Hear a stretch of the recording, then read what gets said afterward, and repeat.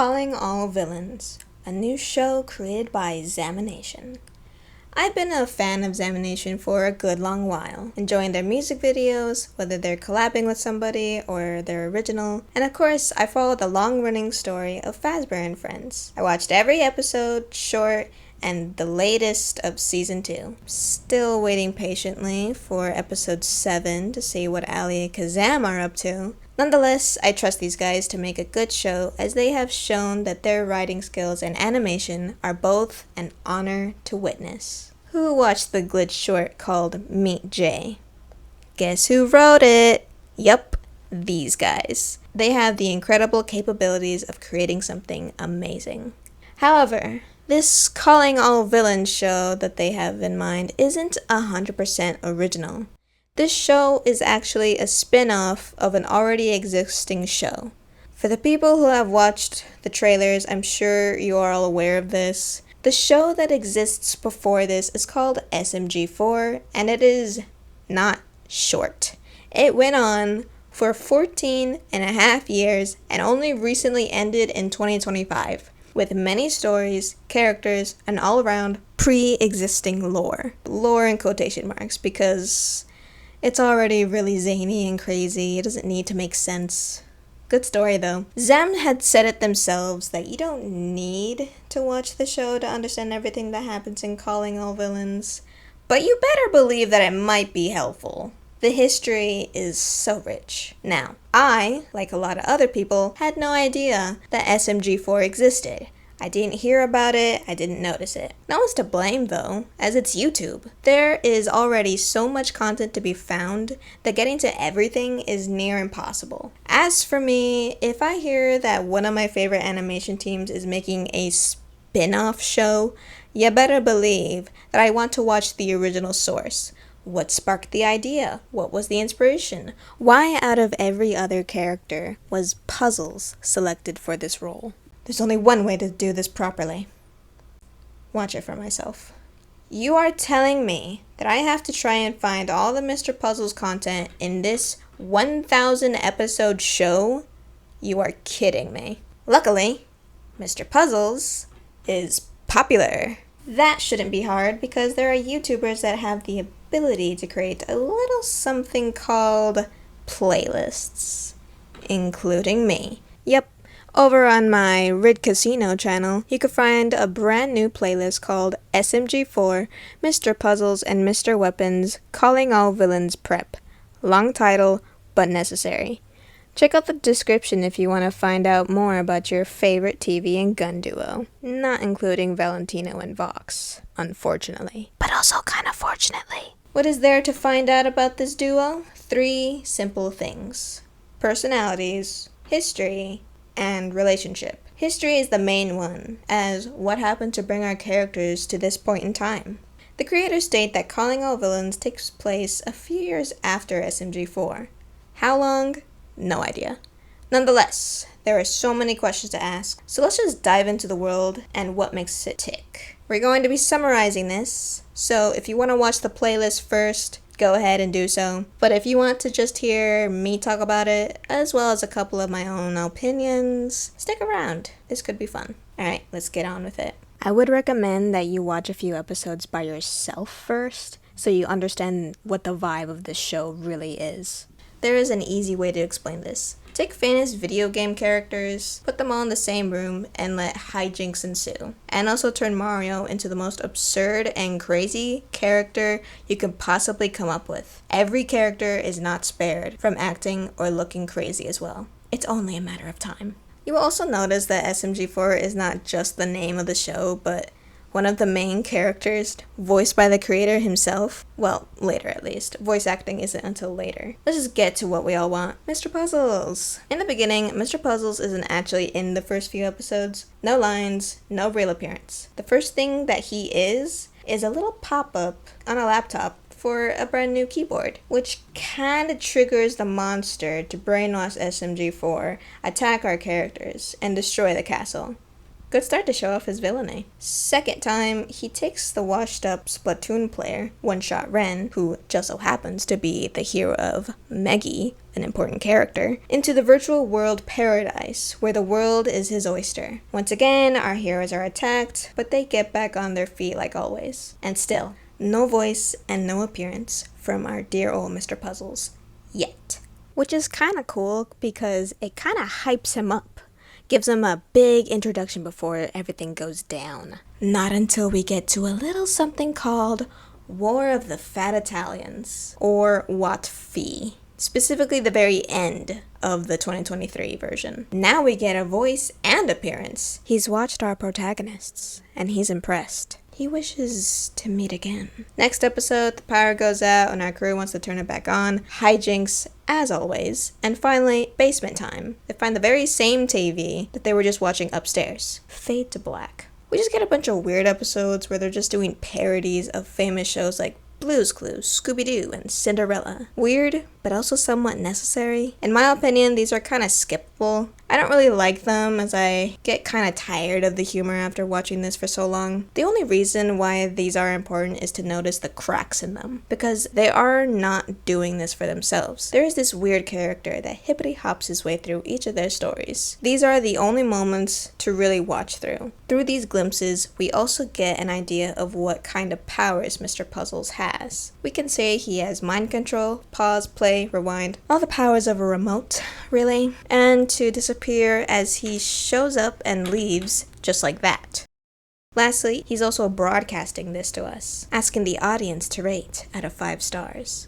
The website doesn't work anymore to rate these episodes, but they were there. Long time ago. We don't get a really good parody episode until the game show, where Mr. Puzzles himself is the game show host. And this is where things get interesting. We learn that Mr. Puzzles is not only a showman who wants to give the audience what they want, but also a control freak. If things don't work out his way, his persona quickly begins to chip away and break. He gets so irked that he accidentally foils his own plans by letting Mario out of his control. We lead this smoothly to Puzzles' first movie, Puzzle Vision. It goes down from here. Mr. Puzzles is first seen watching the episodes we have just seen and listening to one reviewer criticize over the show so far. He doesn't even say a word, just watching while smoking a cigarette. His face, however, doesn't express joy or even anger, just tired. But then his face starts glitching, static with angry faces into something abnormal.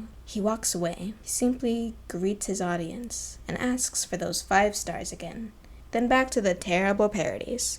Up until this point, Puzzles has this showman persona, but does have a somewhat weak ego, as he desires to be on top with a functional work environment and a desire to be liked. Why is he doing all this? We don't quite know. For power? For fame? For what? For the most part, he acts like a gentleman in front of the camera. We have already seen him lash out and hints that he can go absolutely insane, but so far, he knows how to handle situations for a while. But when we notice that our hero Mario, that has been in every episode of Puzzle Vision so far, is just missing, and no one knows what to do. Mario from the outside world manages to even mess with the channels and switch up the show entirely.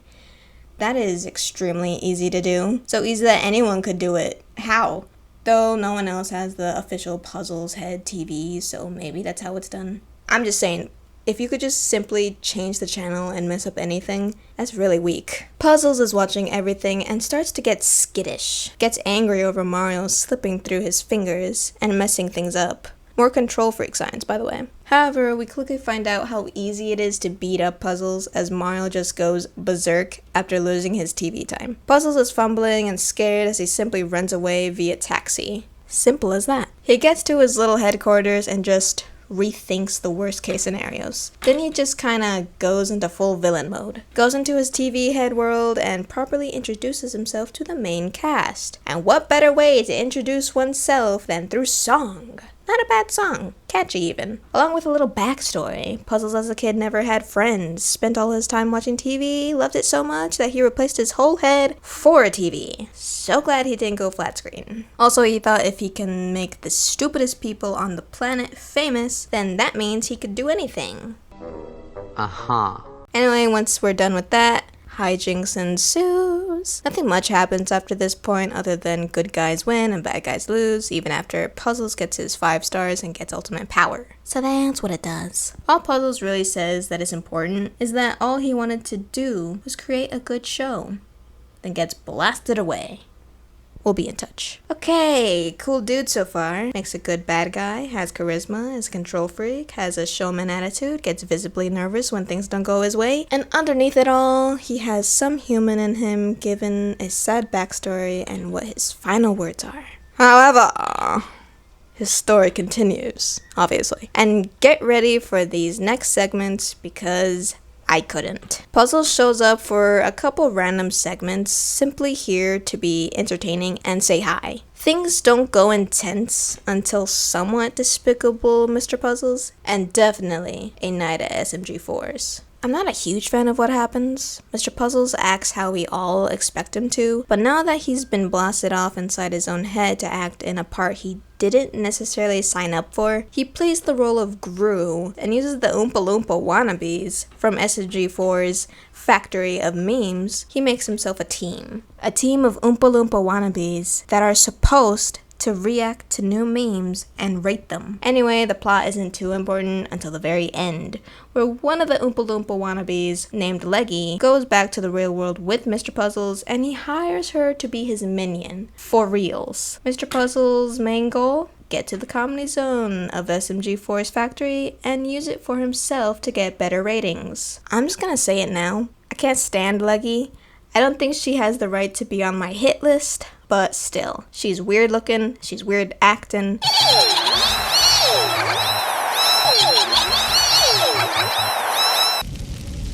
That was painful.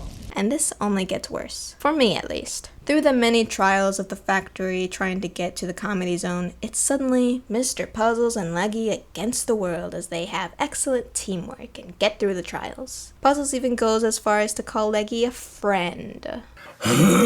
Reaching the end and finally finding the comedy zone, but dear old SMG4 comes out and decides to battle. The final trial. Here we go. Can you tell that this is my favorite episode? Cool stuff later, and it turns into Mario versus Leggy. And oh my goodness, Mario does my favorite thing of all time. He feeds Leggy a mushroom, and she turns back into normal Meggy. And as if nothing has happened, Meggy remembers nothing between her time with Mr. Puzzles and completely stabs him in the back, telling him to leave. And this is maybe the craziest part. Mr. Puzzles is actually hurt that Meggy is no longer Leggy and wants her back. He's touched friendship and now he can never go back. That was weird. Still don't like Leggy. Why Mr. Puzzles? I guess that was his first time ever feeling friendship, and now it's just his entire goal. I'm not even joking. That's it. He's set. Who knew that a villain was capable of complimenting someone other than himself? Wow! Character development. Okay, not quite. Because the good stuff finally comes through, starting off with the much needed break. Because, oh boy, I need one after that. So with this break, have you thought about subscribing? Whether for music or reviews? Favorite characters even?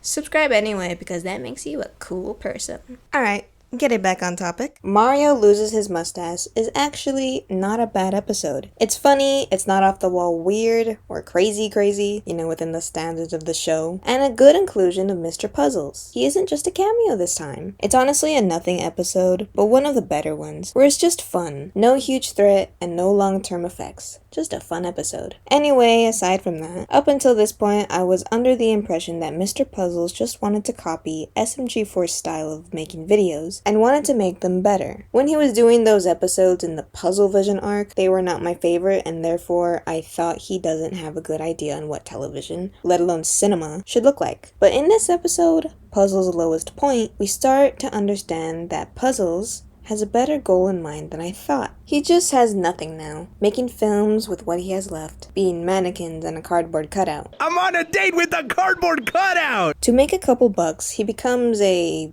thing to watch anything you want in a fast food restaurant. Then he notices something with children, something they like, that the quickest way to get popular is through YouTube slop. And that's what he does. Suffice to say, he sees that it was a mistake and there is not much else he can do to achieve his dream of showing off his creative talent to the masses. Yeah, turns out he does want to create good films with stakes and heart and action.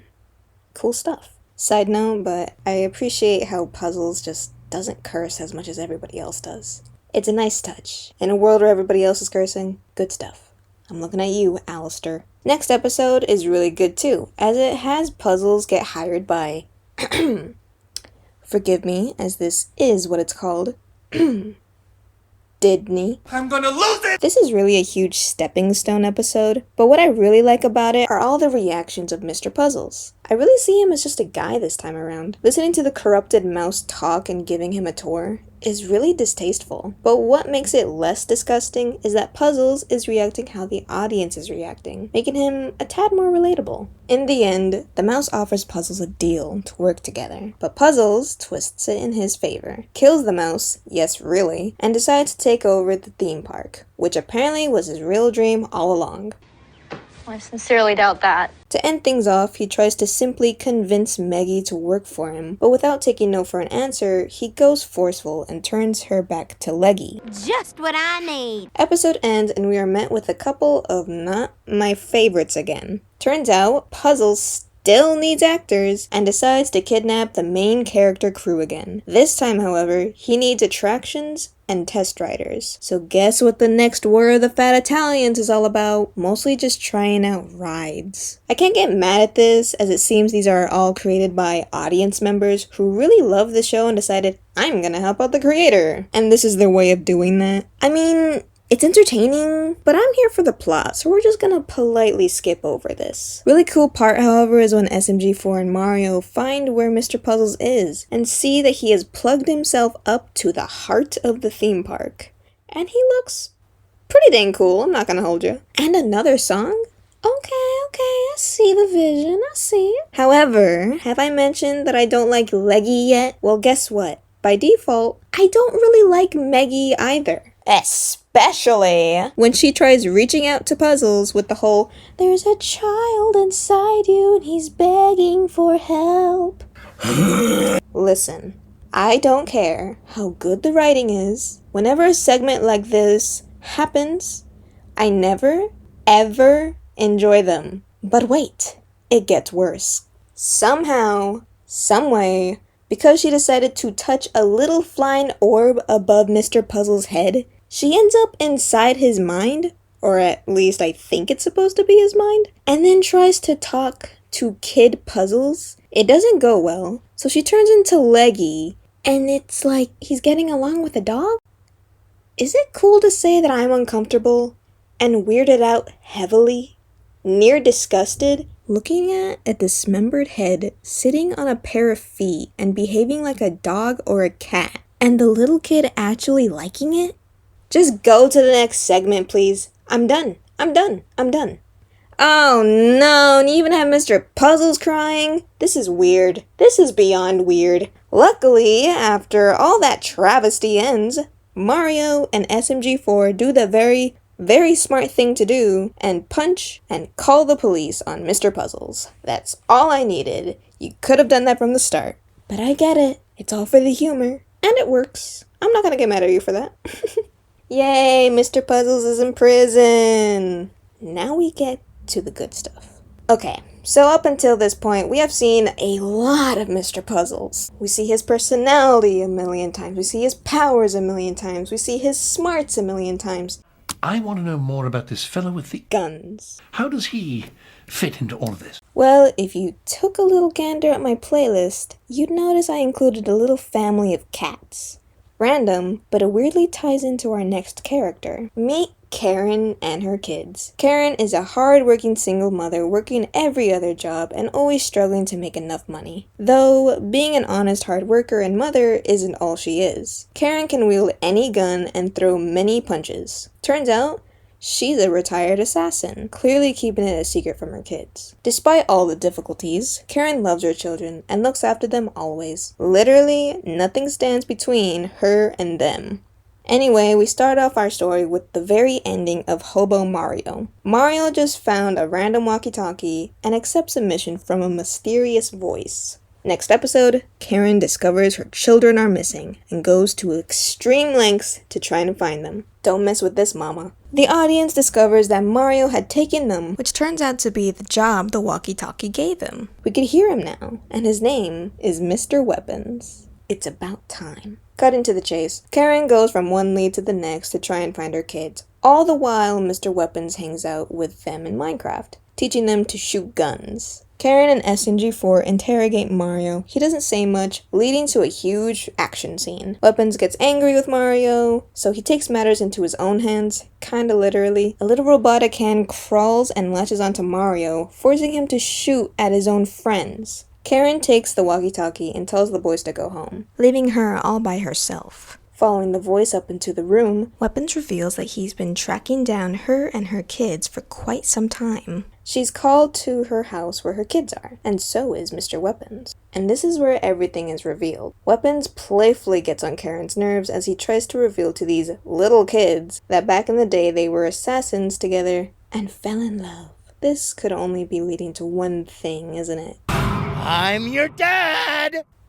What on earth? How can a Catwoman and a machine create offspring, let alone offspring that clearly have more mom genes? But wait, it goes further, because turns out machinery can be genetic. After Weapons follows his family around despite Karen's wishes, he convinces her that he can spend 10 minutes with them. Turns out it doesn't even take that long to realize that these kids have weapons of their own. Zach is Chainsaw Man, Katie has cannons, and Corey can explode. Weapons also gets closer with his kids as turns out he actually kinda loves them. He also still kinda loves Karen. Karen turns off the show as she still wants nothing to do with Mr. Weapons, because she knows that he's still the same thrill-seeking assassin as when they first met. She has established time and time again that she is done with that life and wants her kids to live safer and happier. Weapons does this really jerk move though. He wants the kids to go on a mission with him. Never a good thing to have.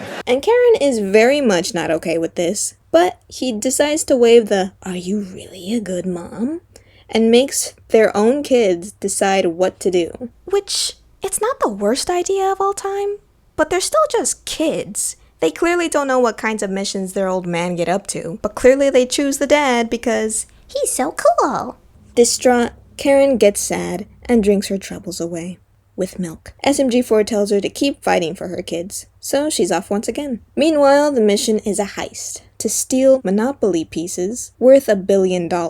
Kids being kids are loud and goofing off, which quickly gets on Weapons' nerves. And no more does he act like a dad, but as a general. Getting so annoyed with his own kids, hearing that they can take down these clown soldiers, he decides, "Prove it," and chucks them down into the action.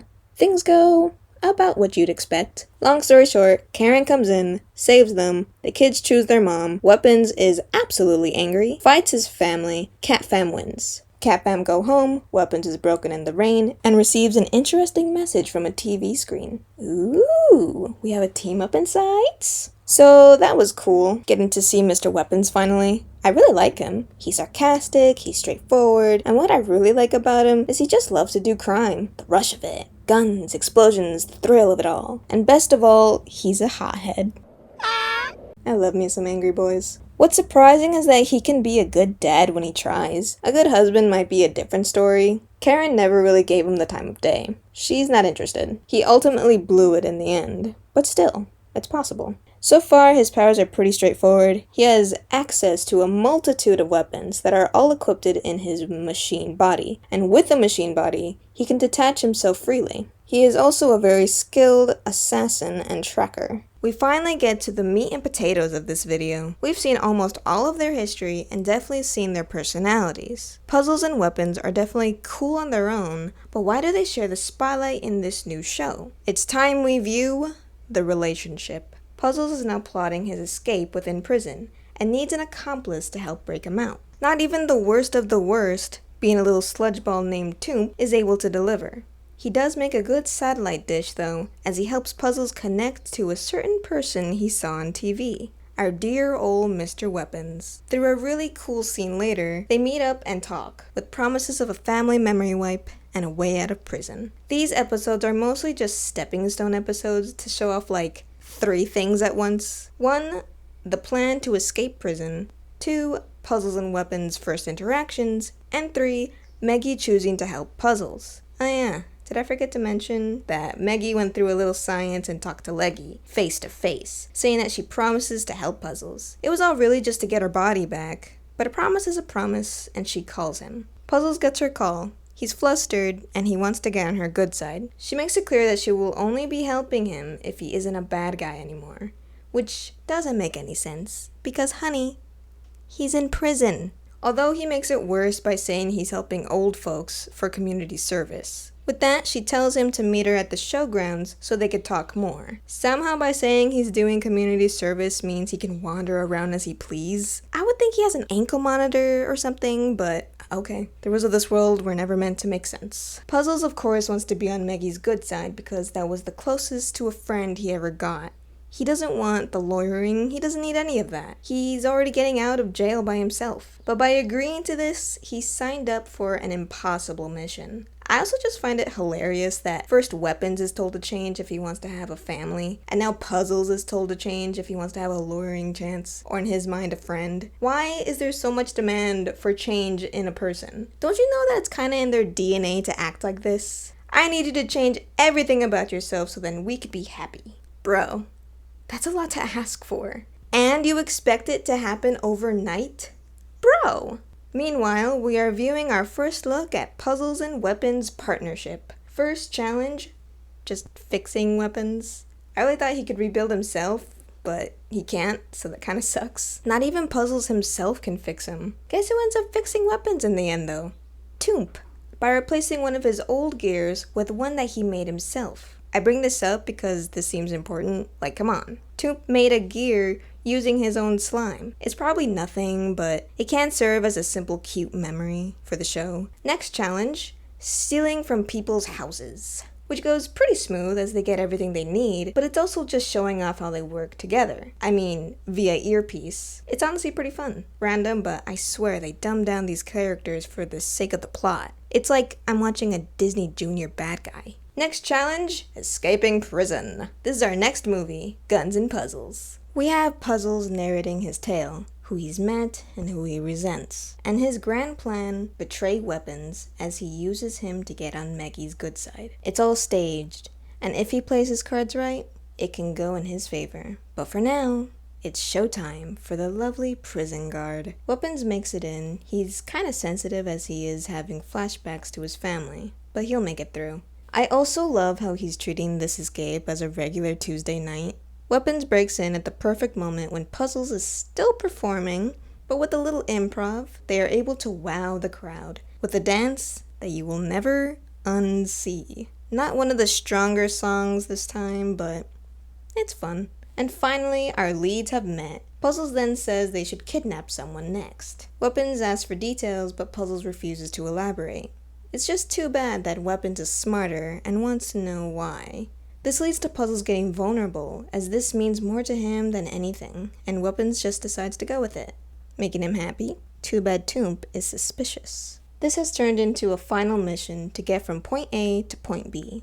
Simple, but there are so many things that happen in between. We get a car chase, shopping in a gas station, more car chases, and all these moments build up to our final confrontation, as all this helps our leads get closer. They collaborate on fighting off the cops. We even get to slow down and just talk, with Puzzles being impatient and Weapons reassuring him to take a chill pill and just try to enjoy something while they can. It's a nice little moment, and it actually helps. And that's another reason why I think this duo works so well, is that they're both criminals. If one member of the team is breaking a simple law, it doesn't really matter as long as it helps them out in the long run. So with Weapons casually robbing a gas station and Puzzles just not caring, it leaves room to just talk. When all the dust settles, after fighting off the death cube, everyone can feel the teamwork. Real teamwork. Not between a minion and a master, but between actual teammates. Much to the dismay of Puzzles as he's starting to realize what he's about to do. And here we have one of the most important scenes of all time. Possibly the most important scene. Our trio is driving in a car, somehow. It's as simple as the first choice in the Stanley Parable. Choose left or right. Puzzles has so much pressure on his plate. Go right to the showgrounds where Maggie is and betray Weapons, or go left to the border? What are we, coyotes? Weapons even tells him that he doesn't have to forget his family anymore. He'll carry them. Then he shares a little souvenir, a bullet, the very bullet that blasted away our death cube penalty. A reminder of the memories. Puzzles not only gets this talk from Weapons, but also a voicemail from Maggie. It's a very intense scene, and the fork is coming up fast. To betray or not to betray? He goes right. To betray. And to betray he does. In a genuinely heartbreaking scene, first Maggie discovers that Puzzles was lying, then Weapons comes in for a little chaos, only to have Puzzles not only stop him and lie, but to give himself all the credit for this rescue. It's just too bad that Weapons was chosen as an accomplice, because he's the best of the best. He breaks free, an epic fight scene happens, and sure enough, Weapons wins. Even in Puzzle's ultimate place of power, his own head. The whole movie ends with the death cube interrupting, accidentally helping Puzzles escape, forcing Weapons to run away with Toomp, and our poor main character crew having to fix repairs. Everyone is sad, and Puzzles reflects and stares at the bullet. Last line. He'll swear he'll fix this. That was better than any episode of Murder Drones. I loved it. Emotion, action, thrills. Now this is the cinema I've been waiting for, and I want to know what happens next. Definitely the best out of the movie so far. Good stuff. It takes some time before we get some really good content because the next few episodes are all kind of filler. We have some cameo episodes, then we have things like Puzzles teaching cinema, Weapons teaching Toop to be an assassin, and Karen teaching Puzzles how to work at Walmart. Is there a time machine in there? I just find it pretty wild that somehow Puzzles finds a way to hang out with Weapons' kids and then the next day his ex-wife. Bro, that's a little messed up, isn't it? These episodes are cute, and I do recommend the watch, but they're just okay. Any plot relevance happening in any of these is teaching cinema, as by the end of the episode, Puzzles just thinks about setting things right again, staring at that bullet. Fun fact though, my first introduction to any of this was the Walmart episode. Soul Search is where we get back on topic. Weapons is out to find Puzzles and kill him for sure. He finds that he's out to the internet archives. Now that's funny. Long story short, they find Puzzles. Oh, me no likey pentagram. Sign the cross, everyone. And see that he has the YouTube remote, a little item that has shown up before. He claims that he'll fix everything. Enter Wattfeet 2025. The basic plot for this, Puzzles is very miserable and ashamed with all that he has done. Doomed the only friends he has ever known, sorta. And all he wishes to do is reverse that one mistake, turning left instead of right on that fork. He figures out there is a way. Time travel. No, not a fan. Willing to bend time and space for the sake of friendship.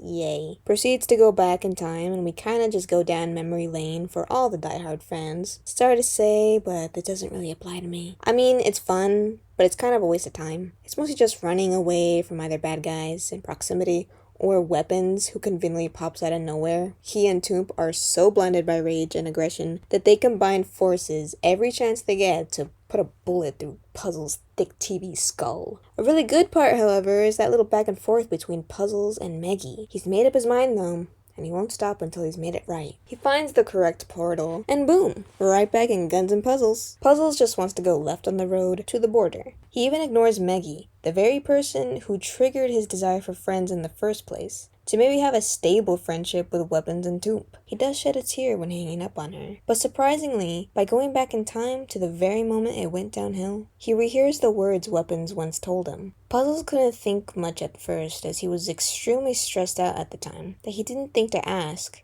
why? So why not now? He does so, and Weapons tells him a very simple answer. I'd rather face it, otherwise it feels like I'd be lying to myself. And with that, Puzzles chooses to go back to the present and fix his mistakes properly. I really love this scene because it's the same dude he wants to reconnect with that indirectly convinces him to stop what he's doing and changes his ways for the better. Bro! And it's dialogue that we heard before and more. And he sorta says thanks? My heart. I love it. I cannot stand time travel, but this was so worth it. What a way to convince someone. It's so simple and complicated at the same time. Puzzles returns to the present and time travel is very wrong, so a few mishaps happens, as well as a million SMG4 references for all the diehard fans out there. A cool song later, while fixing a remote and a main character crew are defending puzzles. Once he's done, Weapons is still vengeful as ever and goes after puzzles with bullets and knives. Puzzles takes his chance to apologize and claims he's ready to accept his fate. Weapons doesn't hesitate and bashes his skull more times than you can count. Meggy, Tari, and SMG3 all try to help defend Puzzles, but he pushes them away from hurting Weapons and continues taking the punches. Weapons notices and has second thoughts, but not before he has Puzzles at gunpoint, ready to shoot. The trigger is pulled, misses, intentionally. Heart to heart later and boom, best friends. A neat Spider-Verse solution only to have the real solution be to close it from the inside. Mr. Puzzles decides to sacrifice himself, no questions asked, only to have Weapons notice and jumps in too. Not before he sends a little note to SMG4 and tells him to deliver it to his ex-wife and kids, not letting him know anything biological. I don't think anyone knows. Weapons, you're such a family man. A couple of heartfelt dialogue exchanges later, hold hands, apologizes to Meggy, close the portal, and boom. Puzzles and Weapons, the two misters, are gone. Stay tuned for examination. So that was surprisingly really good. Heartfelt, sad, happy, and of course, sacrifice. So that's how you get a spin-off. Potentially die. Now the trailers make more sense. Why there's a pink portal and just the two of them that are featured in this so far. Everything's lining up perfectly. And now it's really sad. Weapons may never see his family again. At first I was thinking if another trailer were to come out that Toomp would make an appearance as the final member of this trio. But nope, it's just the duo that went through the portal. As turns out, Toomp was an alien trying to learn what it means to have friendship, and he saw that through Weapons and Puzzles, clearly, and decided to just go straight in the sky to report back his findings. With all that being said, the stage is set. I now know the characters' personalities, histories, relationship, and now there's somewhat goals. I'd say that I'm ready for the show. We'll see what Zam has planned for our favorite TV and gun duo. And that marks the end of the video. Thank you so much for watching for this long. I know it was extremely different than what I'm usually used to making, but I wanted to try something really new, and this was always a bit of a dream project of mine. And I just wanted to say a random story before I officially end everything off here, and that is, if you looked at my Rigged Casino channel, you'd notice that I obviously have more than one playlist. And among them is one called Twisted Wonderland Favorites, and if you don't know the game, maybe you shouldn't, maybe it's not for you, but who knows. Anyway, among those many videos of the silliness that is in there, there are funny videos, there are vignette videos, there are legit Japanese Minecraft playthroughs, and I do not know what they're saying. But among the funny videos is a random re-upload of The Price is Right with just Twisted Wonderland characters in it. And it's so strange because the original uploader, Jello, he's the full-on real voice actor of Mr. Puzzles. So I was introduced to him before I even realized that he was part of this whole thing. I mean, the video is originally 7 years old, so he didn't actually become Mr. Puzzles until way later. But that's really cool. I was introduced to him, and I'm happy. That pretty much is everything I wanted to say. Thank you so much again for watching, and I hope we get a cool new show in the future of Calling All Villains. I'm really looking forward to it. Animation looks great. And thank you so much again for watching. Have a good day and a good night. We'll see you another time.